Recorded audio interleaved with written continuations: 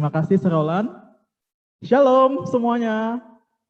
Shalom, lambaikan tangan kalau mendengar. Ya, shalom, Sir. Shalom, Sir.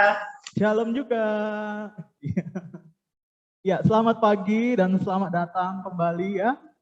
Sekalian ucapkan untuk semua Bapak Ibu guru yang bergabung dan juga sisa-sisi kami sekalian sudah setia join Zoom dari pagi sampai pada detik ini ya.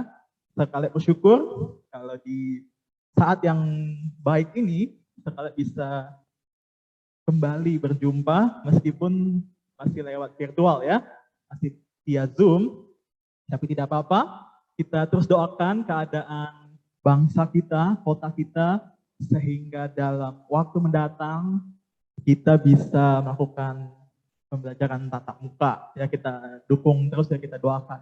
Oke? Ya, siapa yang siap untuk mendengarkan pemaparan hari ini? Boleh lambaikan tangan sekali lagi atau klik raise hand. Oke. Iya, terima kasih. Ya, terima kasih. Ya, hari ini saya akan memaparkan sesuatu yang pastinya akan berguna bagi kita semua, yakni tentang OSIS itu sendiri. Ya, nanti saya harap kalian bisa memperhatikannya dan bisa mengambil catatan dan mencatat beberapa hal yang diperlukan, dan kalian juga bisa terinspirasi oleh presentasi pada pagi hari ini. Mohon bantuannya untuk share screen, Pak. Iya, terima kasih. Ya, boleh langsung next aja, Pak. Klik next. Oke. Klik lagi, Pak. Iya, sebelumnya saya mau tanya dulu kepada anak-anak sekalian untuk memancing dulu ya, interaktif dulu ya. Siapa yang tahu apa itu OSIS sebenarnya? Saya, Sir.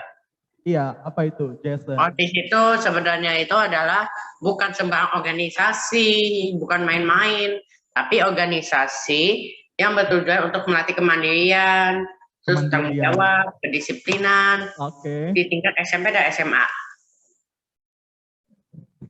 Oke, ya terima kasih ya Jason ya. Terima kasih untuk keaktifannya. Bagaimana dengan yang lain?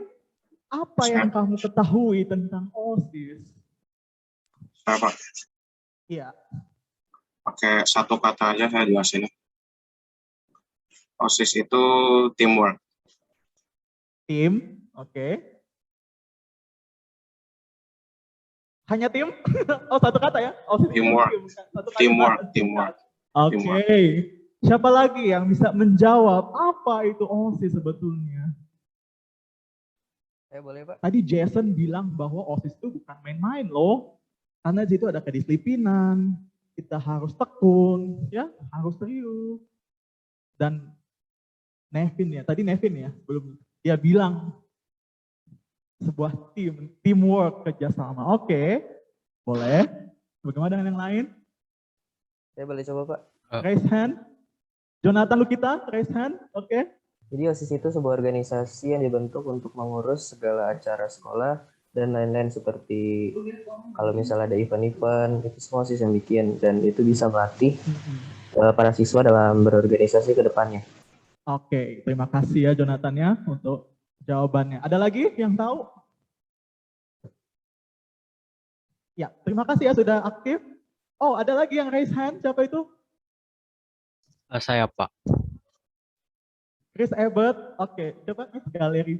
Jadi menurut saya tuh OSIS itu kegiatan yang dimana kita harus berorganisasi ya. Jadi kita itu harus ada, jadi kita punya pengalaman berorganisasi. Habis itu di sana juga kita belajar gimana namanya kerjasama seperti yang tadi bilang sama Jason. Habis itu gimana caranya planning dan juga banyak hal teamwork. Baik, terima kasih anak-anak sekalian untuk jawabannya.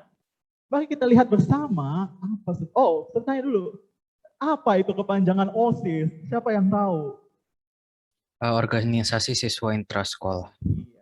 Jadi jangan cuma OSIS, tapi apa sih OSIS? Nggak tahu gitu ya. Jangan sampai nggak tahu ya. Oke, kita klik. Coba kita klik selanjutnya. Ya, yang namanya organisasi ya tadi seperti yang teman kalian bilang bahwa dalam satu kelompok itu pasti ada teamwork, ada sebuah kerjasama. Kerjasama antar siapa? Antar siswa pastinya untuk mencapai tujuan bersama. Oke, dan tentunya siswa adalah ya yang sedang bergabung di Zoom ini. Siswa adalah kalian, peserta didik pada satuan pendidikan. Kemudian intra, apa itu intra? Berada di dalam. Ya, urusan-urusan yang ada di dalam sekolah. Oke, dan juga itu juga bisa berkaitan dengan siswa-siswi yang terlibat di sekolah itu sendiri. Sekolah itu ya seperti yang kita tahu satuan pendidikan ya yang menyelenggarakan pendidikan formal di mana di dalamnya ada peraturan yang jelas, ada organisasi yang jelas, dan ketentuan lainnya. Oke, itu secara kata ya, secara definisi. Oke, boleh klik next, Pak. Nah, oke, coba back lagi. Ya, ini adalah lambang OSIS ya, anak-anak sekalian. Oke, lambang OSIS. Siapa yang tahu apa sebetulnya makna dari lambang ini? Ada yang tahu? Tadi udah ada bocoran sedikit tuh. Apa sih makna dari lambang OSIS ini? Jadi ini bukan sekedar lambang ya, anak-anak sekalian ya. Ada maksudnya, ada nilai-nilai lainnya yang terkandung dalam gambar yang ada di sebelah kiri ini. Siapa yang tahu? Klik raise hand, siapa yang tahu? Tebak-tebak aja dulu, kita tebak dulu, nggak perlu khawatir. Saya sah. Ya. Jadi OSIS tersebut itu melambangkan kayak kan di sini kan di atasnya kan ada pita Indonesia yang meningkat. Kemudian di kiri kanannya ada gandum sama kapas, itu melambangkan kemakmuran. Kemudian di tengahnya itu ada bintang dan juga bunga. Terus ya ada yang kayak memegang bunga itu. Terus di sini kan kayak juga ada yang murid, ada gambar murid. Terus ada gambar apa ya? Gambar bawahnya itu ada buku. Iya. Terus di bawahnya ada itu tulisan OSIS. Oke. Apa arti buku terbuka itu? Memberikan ilmu. Oke, bisa jadi. Ya, ada lagi yang lain yang mau jawab apalah makna dari lambang berikut ini? Saya boleh, Pak. Ya, siapa itu? Chris. Oke. Jadi menurut saya tadi ya yang dibilang Jason lah, ada itu padi dan kapas lambang kemakmuran. Nah, ini yang belum dibilang Jason itu arti dari bunga ini. Yang saya lihat tuh bunga ini kan kelompoknya ada 5 ya. Jadi maksudnya di sini tuh Pancasila gitu, karena kita hidup di Indonesia, dasar negara kita itu nggak bisa diubah ya, yaitu Pancasila. Jadi ya di sini kita harus mengamalkan Pancasila juga. Jadi ini ada kayak gambar tangan yang sedang seperti itu memegang bunganya, yang artinya kita sedang memegang Pancasila tersebut, yang didasari dalam buku tersebut gitu ya. Terima kasih ya Chris ya. Ada lagi? Oke, tidak ada. Berlanjut ya. Coba boleh diklik, Sir. Ya, coba semuanya lihat ke gambar berikut ini. Ya, lihat warna coklat di sekelilingnya. Itu kita belajar sejarahnya dulu ya, anak sekalian ya.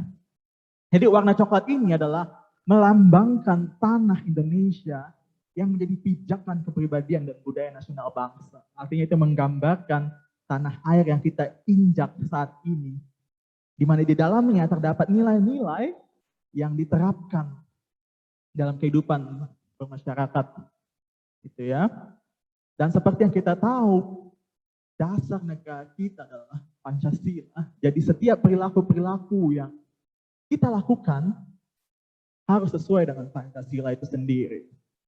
Oke, kemudian lihat bunga bintang sudut 5 ini dan kelopak daun bunganya, ini melambangkan generasi muda, ya, dan kemurnian jiwa yang berintikan Pancasila. Oke? Artinya generasi muda itu akan terus berkembang. Ya, akan terus tumbuh dengan seiring berjalannya waktu, tetapi seiring dengan pertumbuhan generasi muda itu sendiri, tidak boleh melupakan yang namanya Pancasila. Oke, semangat generasi muda, ya, tekad yang dimiliki oleh generasi muda itu harus diiringi juga dengan perilaku yang sesuai dengan Pancasila. Oke, kemudian lambang buku terbuka ini kita lihat. Maknanya adalah kita harus terus belajar. Ya, jadi buku itu tidak pernah tertutup. Kalau tutup artinya ya finish gitu. The end of the story. Ya, kalau kita baca buku kan kalau kita sudah tutup berarti sudah selesai. Kita nggak baca-baca lagi.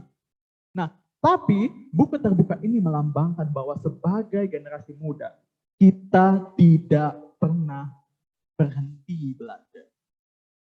Oke? Kita terus menuntut ilmu, menggali ilmu. Mendapatkan pengetahuan, keterampilan.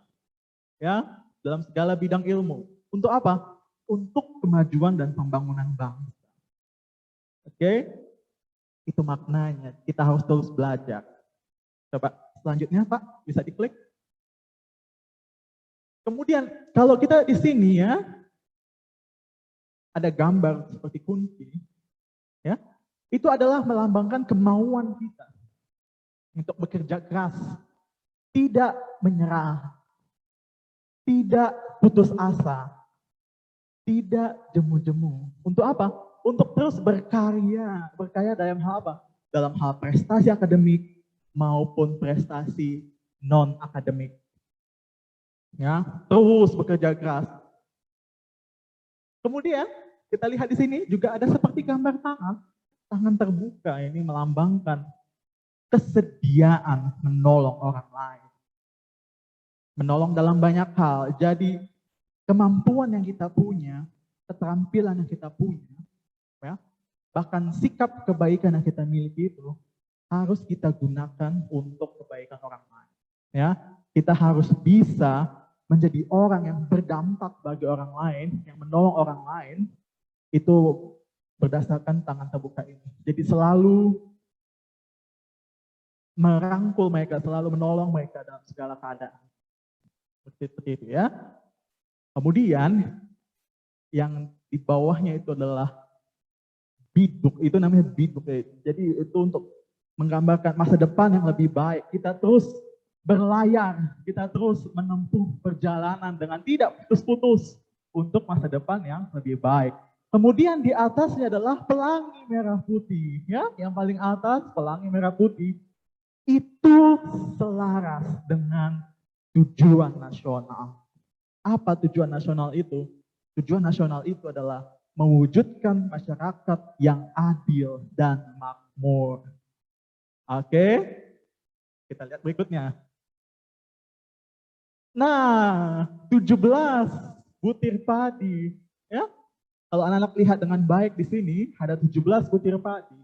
Kemudian juga di sekelilingnya ada 8 lipatan pita, 4 buah kapas, serta 5 daun kapas. Apa itu maksudnya, Sir?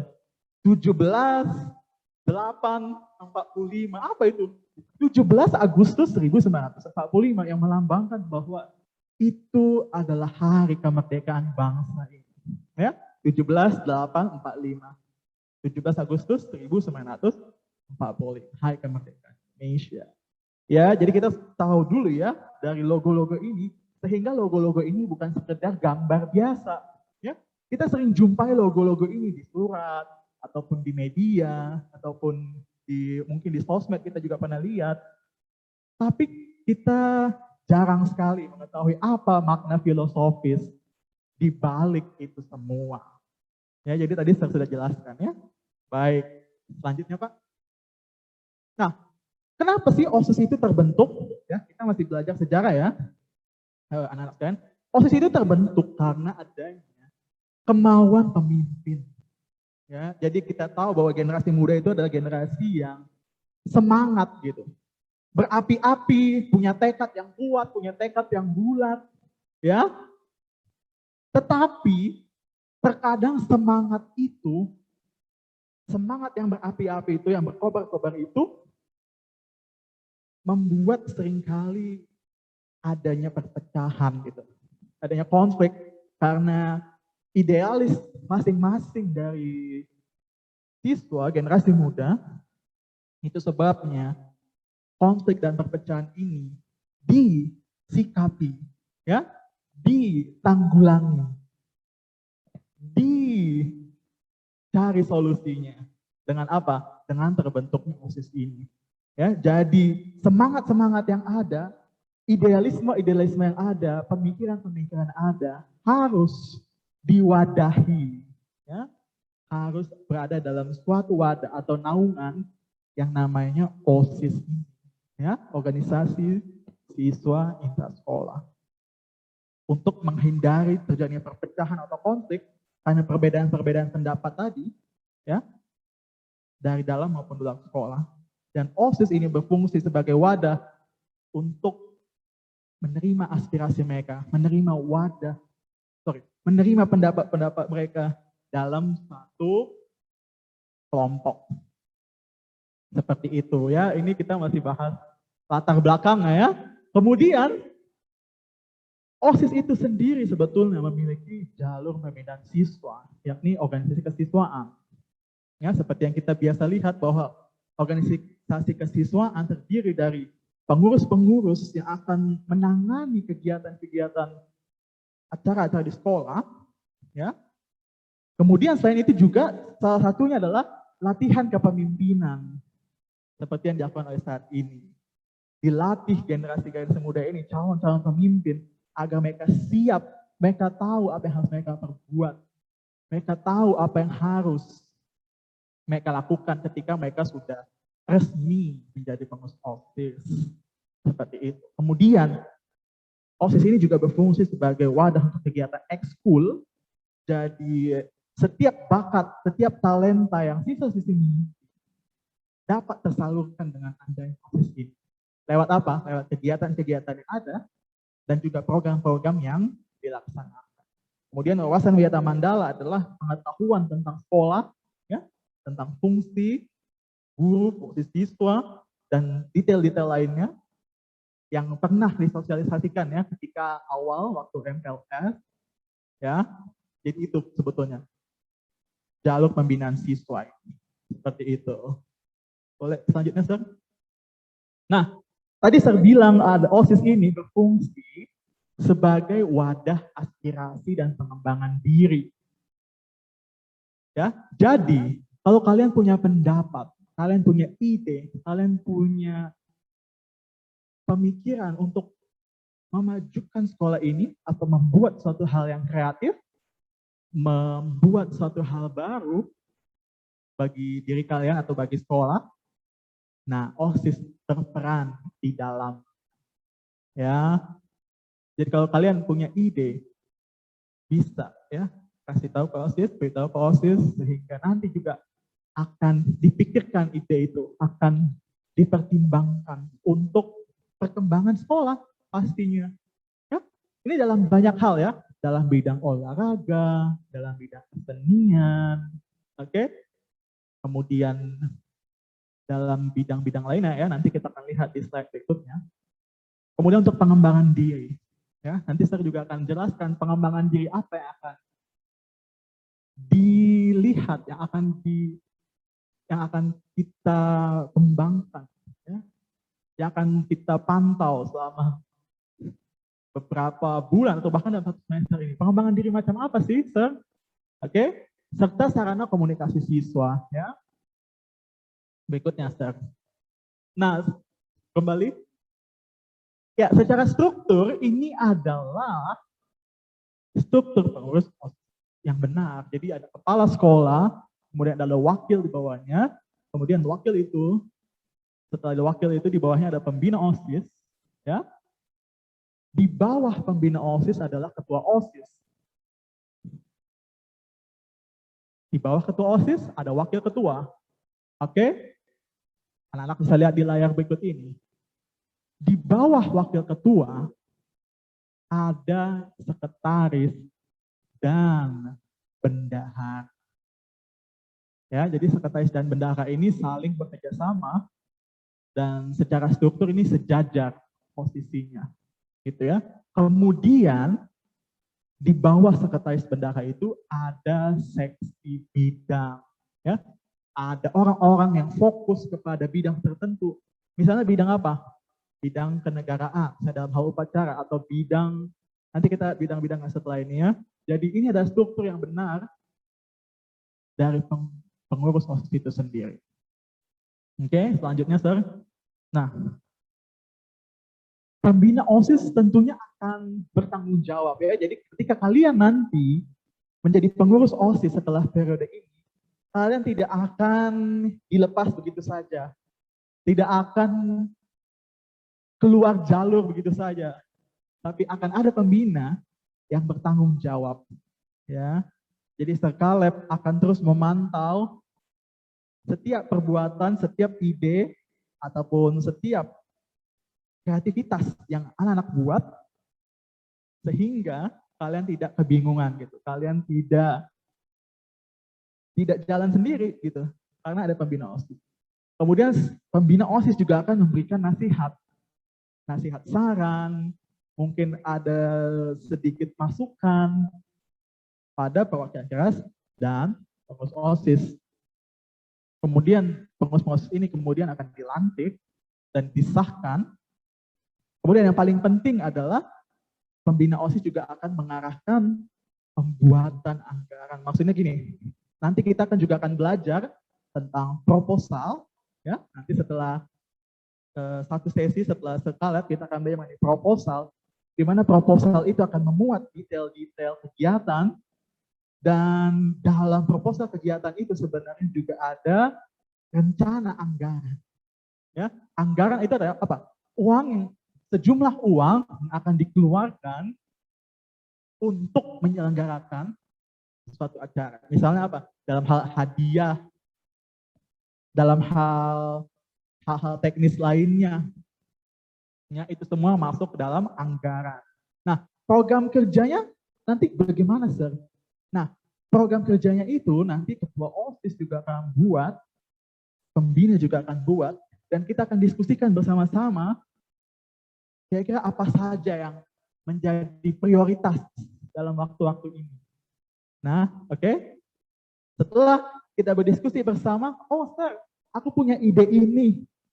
Di bulan ini aku akan buat ini. Boleh, sangat boleh. Nanti kita akan diskusikan hal itu bersama-sama. Apakah hal itu, kegiatan itu penting dilakukan? Apakah kegiatan itu cocok waktunya di saat ini? Jadi mari, ya, nanti calon-calon pemimpin OSIS, yuk kita saling bekerja sama, saling berkoordinasi, dan saling bersinergi untuk kemajuan dan perkembangan sekolah kita. Ya, simpel kan? Kemudian selanjutnya, Sir, coba kita lihat. Kalau ketua OSIS gimana, Sir? Jadi ketua OSIS. Nah, tentunya ketua OSIS itu akan memimpin organisasi dengan baik. Ketua OSIS juga di saat yang bersamaan bisa mengambil keputusan dalam suatu program kerja, ya. Bahkan dia juga bisa membuat suatu rancangan atau program kerja yang akan dilaksanakan. Dan tentunya ketua OSIS juga tidak berjalan sendiri. Ya. Dia akan mengordinasikan itu, ide-ide tersebut, hal-hal teknis tersebut kepada seluruh anggota yang terlibat di dalamnya. Jadi seperti itu. Jadi inilah leadernya. Ya. This is the leader. Memimpin rapat, ya. Akan ada saat-saat di mana pengurus OSIS akan berdiskusi, ya, bercakap-cakap, bertukar pikiran untuk misalnya dalam hal teknis, dalam hal presentasi acara, dalam hal dokumentasi misalnya, atau games. Jadi banyak yang akan didiskusikan. Tentunya sekali lagi sesuai dengan kreativitas kalian, ya, sesuai dengan kapasitas yang kalian miliki. Seperti itu. Jadi yuk, jangan takut ya. Jadi pengurus OSIS, jangan takut. Jangan merasa, aduh, kayaknya berat nih kalau gue jadi pengurus OSIS. Gue bakalan capek, gue bakalan buang waktu. No, nggak seperti itu ya. It's not like that. Justru nanti di OSIS ini kalian akan mengalami perkembangan dalam hal kapasitas kalian, dalam hal kemampuan kalian memimpin. Ya, nanti kita lihat setelah ini. Selanjutnya, Sir. Wakil ketua itu apa? Nah, wakil ketua ini akan bekerja sama dengan ketua. Ya, dalam setiap kegiatan, bahkan bisa memberikan saran dan nasihat kepada ketua ketika mengambil sebuah keputusan. Oke, wakil ketua juga bisa mengambil keputusan ketika, ya, guys bawahi, ketika ketua berhalangan, gitu. Jadi wakil ketua ini adalah tangan kanannya. Oke, serasa ini mudah dipahami ya. Baik, selanjutnya Pak, boleh diklik. Ini hal-hal mudah hari ini ya, anak-anak ya. Sekretaris, seperti yang kita tahu, sekretaris itu akan menyiapkan hasil rapat, mencatat hasil rapat, kemudian evaluasi kegiatan, ya. Tentunya dalam pelaksanaan satu kegiatan itu tidak terlepas dari hal-hal yang miss sedikit mungkin, ataupun kekurangan, atau hal-hal yang perlu diperbaiki di masa depan. Nah, itu sekretaris akan mencatat itu. Kemudian misalnya sekretaris juga bisa memberitahu kepada pengurus-pengurus OSIS dalam satu grup untuk, hey, ini kita rapat nih hari ini, atau kita rapat nih minggu depan, bisa di sounding seperti itu. Oke, dan hasil rapat juga akan dicatat pastinya. Untuk apa sih, Sir? Catat hasil rapat supaya ada pembukuan yang baik, ya, ada administrasi yang baik begitu. Jadi hasil-hasil rapat tersebut, laporan-laporan pertanggungjawaban tersebut akan dikumpulkan dalam satu file, dan satu file ini akan menjadi acuan bagi pengurus OSIS berikutnya, sehingga tidak ada dokumen kosong gitu. Ya? Nggak ada, maksudnya gini, mereka punya referensi akan hal-hal teknis ataupun kegiatan sebelumnya. Karena apa? Karena sekretaris sudah mencatat semuanya dengan baik. Jadi nanti adik-adik kelas kalian di tahun mendatang sudah tahu, oh kalau di sekolah ini pelaksanaannya adalah seperti ini. Kalau kegiatan ini berarti kita harus berbuat seperti ini. Begitu ya. Yang nanti juga akan dibantu oleh wakil sekretaris atau sekretaris 2 yang membantu backup. Ya, bantu backup data-data tersebut. Sehingga apa? Sehingga data-data tersebut nggak hilang gitu ya anak-anak ya.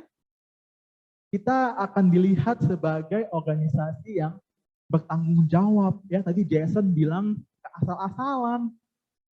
Jadi semuanya rapi, tertulis. Seperti itu.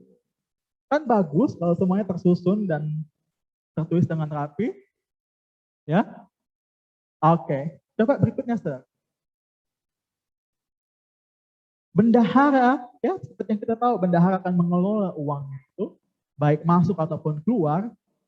Bahkan bendahara ini juga akan mencatat, ya, mencatat bukti-bukti transaksi, baik itu kwitansi ataupun screenshot. Kita sebut merek ya, screenshot OVO-nya misalnya. Oke. Kemudian laporan keuangan itu juga harus dibuat seperti itu. Jadi kita juga bertanggung jawab kepada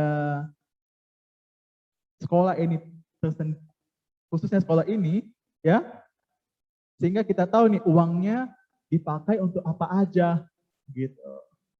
Uangnya itu bener nggak debit kreditnya, gitu ya. Kalau di ekonomi kan ada pemasukan, ada pengeluaran. Betul nggak sih bahwa kalau beli baterai itu misalnya 20.000, Nah, betul nggak sih hadiahnya itu 40.000? Begitu misalnya ya. Betul nggak sih waktu beli hadiah itu atau dalam bentuk uang elektronik itu betul-betul 50.000 misalnya. Nah, itu kan nanti akan dicatat seperti itu ya, anak-anak sekalian. Berikutnya, Pak. Nah, seksi atau bidang ini misalnya dalam hal keagamaan, nanti akan mengurus upacara 17-an, Sumpah Pemuda, atau upacara-upacara lainnya. Nah, seksi atau bidang ini akan bertanggung jawab di dalam hal tersebut. Kerohanian dalam hal ibadah, ya, mungkin dia harus buat share screen PowerPoint-nya, atau dia mengatur bagaimana mempresentasikan khotbahnya, ya kan? Biasanya kan ditampilkan tuh di PowerPoint, dan hal-hal lainnya itu diatur dalam kerohanian. Kemudian kesenian misalnya, kalian punya bakat-bakat yang bagus, ya, yang sebetulnya bisa dikembangkan, atau bahkan bisa ditampilkan di hadapan Bapak Ibu guru atau teman-teman. Nah, boleh nih lewat OSIS juga. Kemudian humas dalam hal apa? Dalam hal informasi, ya, informasi kegiatan.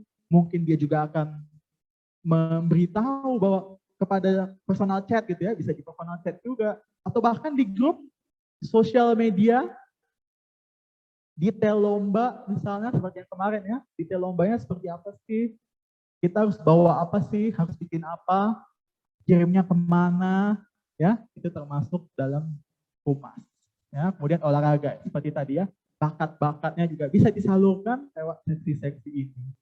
Ya, jadi tentunya bertanggung jawab atas seluruh kegiatan yang berkaitan dengan bidangnya masing-masing. Dan tentunya program-program itu juga akan harus dilaksanakan. Ya, seperti itu. Coba klik selanjutnya, Pak. Nah, kenapa sih, Sir, kita harus menjadi pengurus OSIS? Apa gunanya? Apa manfaatnya? Yang pertama, kita dapat menambah pengalaman kita.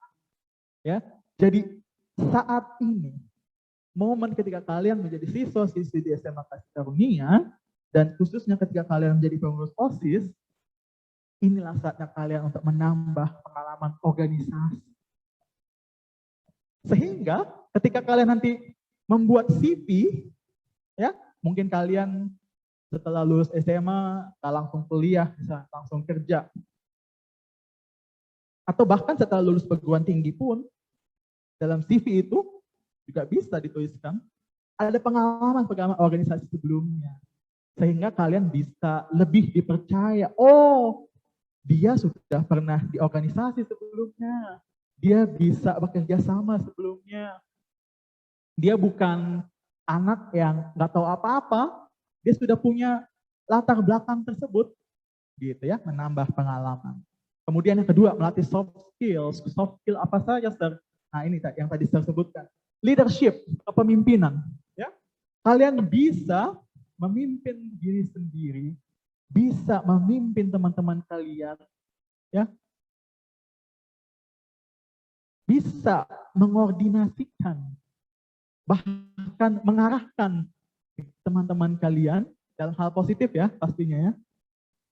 Untuk apa? Untuk dalam hal acara-acara bersama, serta pengembangan kapasitas diri lainnya. Seperti itu. Kemudian communication.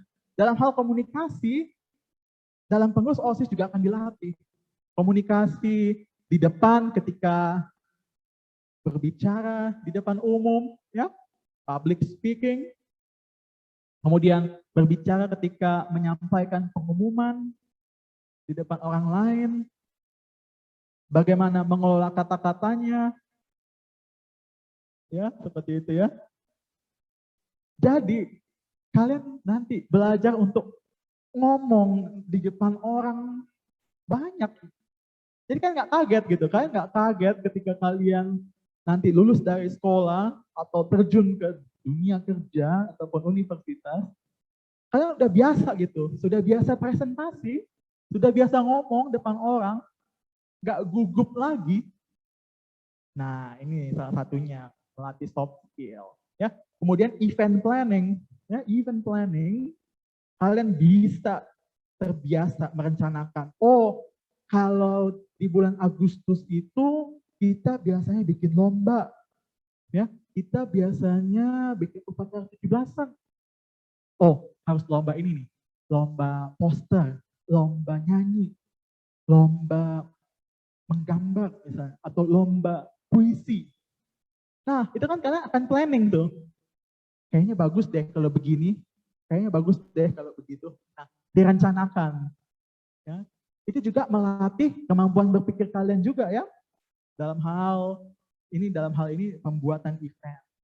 Ya. Oh, kayaknya puisi bagus deh kalau di acara Sumpah Pemuda juga, misalnya seperti itu. Nah, itu kan menambah kreativitas kalian, melatih kreativitas kalian. Ya.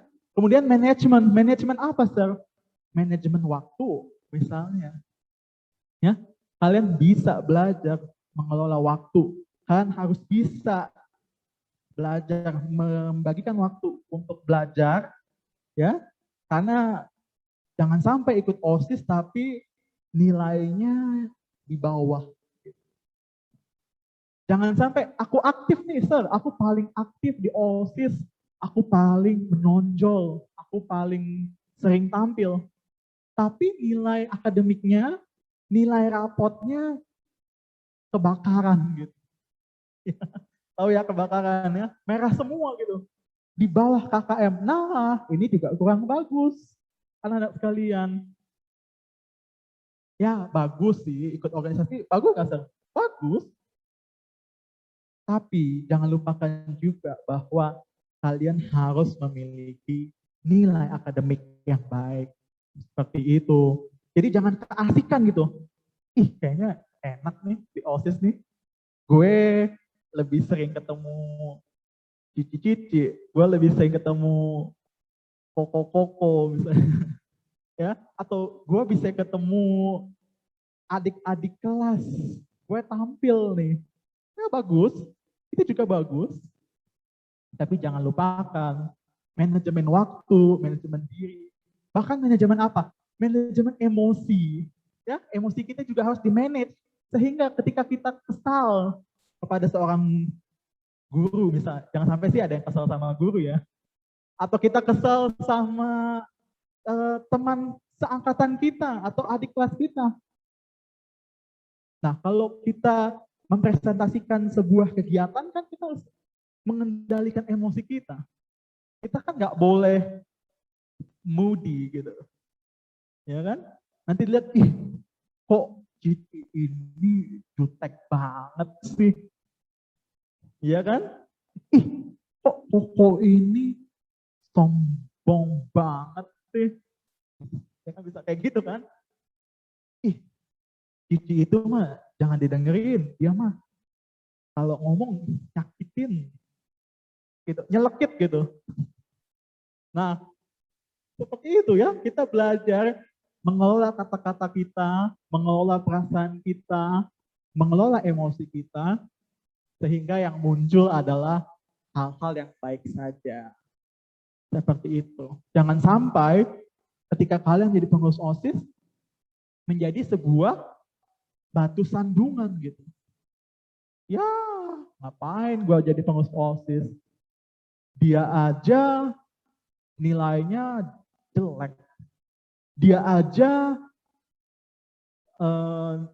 nggak terlalu pinter.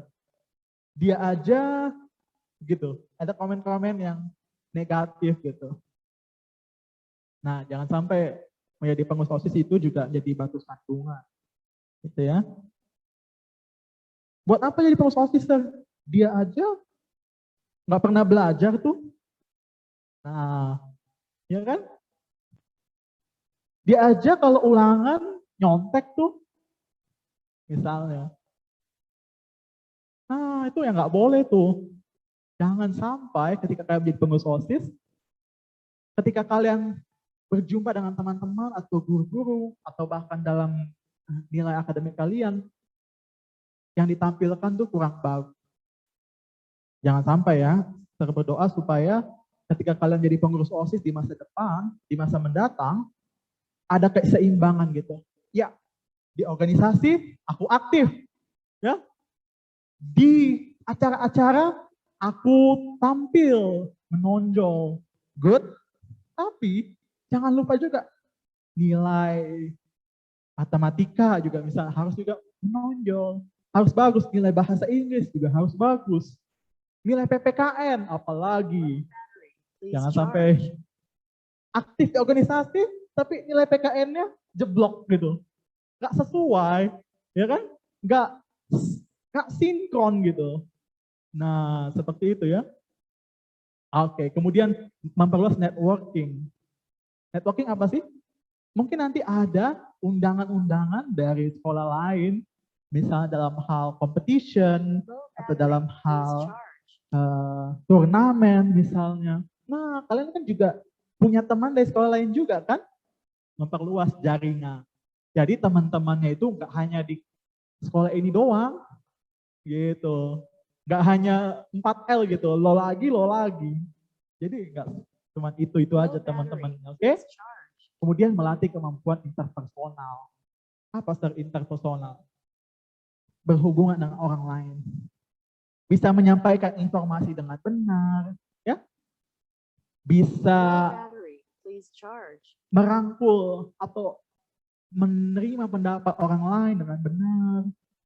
Bisa berkomunikasi dengan baik dengan Bapak Ibu guru atau bahkan teman-teman sebaya. Ya, seperti itu. Interpersonal. Berikutnya Pak. Oke, ini nggak usah ya, ini nggak usah, kita stop aja. Jadi gini ya, stop share. Enggak, ini program yang kemarin ya. Stop share. Ya, jadi gini anak-anak, intinya begini. Menjadi pengurus OSIS, iya punya tanggung jawab, betul. Kita punya tanggung jawab. Tapi di saat yang sama, kita harus bisa menyeimbangkan waktu kita untuk urusan organisasi, untuk urusan akademik, ya, prestasi kalian juga harus bagus. Jangan sampai kalian jadi pengurus OSIS itu nilai organisasinya bagus, tapi nilai pelajarannya jelek. Jangan sampai seperti itu ya. Itu yang pertama. Ya, jadi kita jangan jadi batu sandungan gitu. Jangan kita menjadi bahan celaan bagi orang lain. Kemudian yang kedua adalah, betul, di dalam organisasi itu kita punya tanggung jawab, ya. Kita punya tanggung jawab, baik ketua, wakil ketua, dan saya berdoa ketika kalian menjadi pengurus OSIS nanti, kalian bisa mempertanggungjawabkan dan melaksanakan setiap kegiatan dengan baik pula, gitu, ya. Kemudian yang ketiga, seperti tadi bilang bahwa mengikuti OSIS punya berbagai manfaat yang tentunya akan berguna bagi bekal masa depan kalian. Oke? Saya rasa cukup, ya? Low battery, Iya, please saya rasa charge. cukup ya karena saya sudah ngomong panjang lebar dari tadi. Ya, semoga dengan pemaparan ini kalian bisa termotivasi, bisa terinspirasi untuk menjadi pengurus-pengurus OSIS di masa mendatang. Dan jangan takut, kalian tidak akan berjalan sendirian. Akan ada pembina yang akan membimbing kalian, yang akan menuntun kalian ketika kalian terjun langsung dalam kegiatan di sekolah.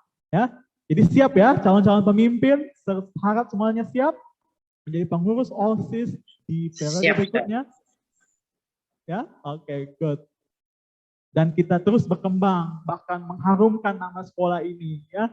SMA Kasih Karunia dimanapun dan kapanpun berada.